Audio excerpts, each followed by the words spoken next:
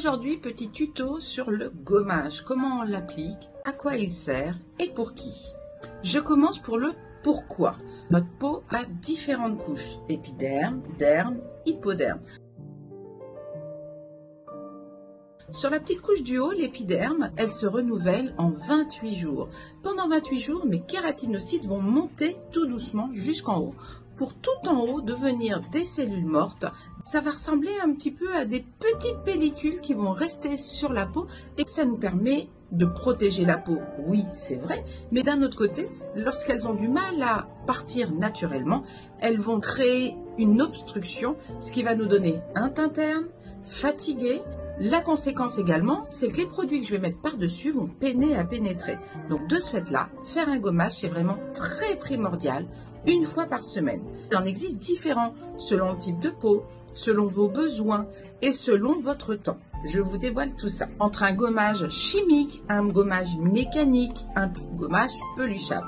Le peluchable, ça va être un gommage que l'on va appliquer, que l'on va frotter et qui va faire des petites pellicules. Celui-ci, il va être utilisé généralement assez basiquement pour tous les types de peau. Chez Phytomère, nous, on va retrouver des gommages mécaniques et des gommages enzymatiques. Le peeling végétal, c'est un gommage enzymatique. Imaginons des petits Pac-Man que l'on pose sur la peau et qui vont gloutiner toutes les cellules mortes. On l'applique, on laisse poser, on le rince. En quantité, j'en mets pas beaucoup. J'en prends un petit peu et je l'applique sur tout l'ensemble du visage. Je l'applique en couche fine et je reste pendant 5 minutes. Passé 5 minutes, je le rince tout simplement à la serviette chaude et humide. Le scrub marin, lui également, va s'adresser à tout type de peau, mais particulièrement les peaux sèches, les peaux qui montent d'éclat et les peaux plus âgées. Surtout pas sur les peaux grasses, avec ces petits boutons, ces petites inflammations. Dès le moment où je vais trop activer dessus, ça va l'inflammer et encore plus le rendre rouge. Les peaux grasses, on préfère le peeling végétal. Pour celui-ci, en quantité, je suis encore plus économe. Je l'applique sur tout l'ensemble du visage. Et une fois que je l'ai appliqué, je vais le gommer. Celui-ci est mécanique, à grains. Il va falloir le frotter de manière à pouvoir retirer les petites cellules mortes. Surtout là où j'ai du teint terne et sur mes rides.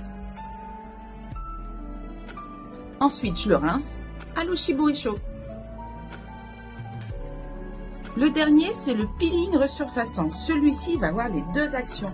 Une première du coup enzymatique et une deuxième mécanique. Je vais l'appliquer, le laisser poser pendant 4-5 minutes et après je vais le gommer mécaniquement. Imaginez bien qu'il est beaucoup plus actif. Celui-ci est idéal pour les peaux vraiment fatiguées, ternes, de fumeuses et également le côté anti-âge. Et voilà, vous savez tout sur le gommage. Maintenant, plus aucune raison de ne pas en faire 1 à 2 fois par semaine.